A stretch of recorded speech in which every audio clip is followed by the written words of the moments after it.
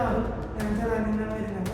ഞാൻ FSI കുറിച്ച് അറിയുന്നത് എൻ്റെ കോളേജിൽ സെമിനാറിന് അറ്റൻഡ് ചെയ്തപ്പോഴാണ്. FSI നല്ല എക്സ്പീരിയൻസ് ആയിരുന്നു. ടീച്ചേഴ്സൊക്കെ നല്ല ഫ്രണ്ട്ലി ആയിരുന്നു, നല്ല മിംഗ്ലിംഗ് ആയിരുന്നു. മീൻസ് നമുക്ക് എന്ത് ഡൗട്ടും ചോദിക്കാം. അത്രയും സ്ട്രിക്റ്റ് ഒന്നുമല്ല, എന്നാലും നമുക്ക് ഫ്രണ്ട്ലി ആയിട്ട് എല്ലാ ഡൗട്ടും ചോദിക്കാം.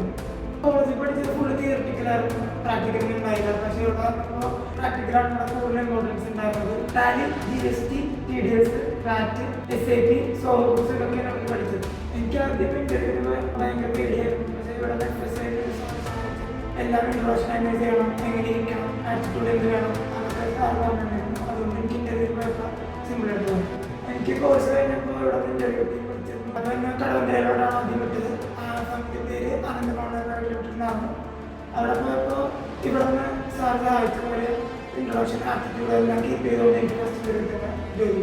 പിന്നെ ഇവിടെ നമ്മൾ ചെയ്ത Tally, vouchers, voucher entry, journal entry, balance sheet ടാലിയാണ് ഇവിടെ നിന്ന് ചെയ്ത ടാലി, പ്രാക്ടിക്കൽ പ്രോബ്ലംസ് അതിൻ്റെ ഒരു ബേസ് തന്നെയാണ് പ്രോഗ്രാമിൽ ഞാൻ വർക്ക് ചെയ്യുന്നത്. ഇവിടെ പഠിച്ചുകൊണ്ട് അവിടെ എനിക്ക് സിമ്പിളായിട്ട് പോകും. ശരിക്കും എനിക്ക് അക്കൗണ്ടിങ്ങിന് പ്രാക്ടിക്കൽ നോളജ് ഉണ്ടായില്ല. ഞാനിവിടെ FSI എനിക്ക് പ്രാക്ടിക്കൽ നോളജ് കിട്ടിയത്. അതുകൊണ്ട് ഞാൻ FSI താങ്ക്സ് പറയുന്നു.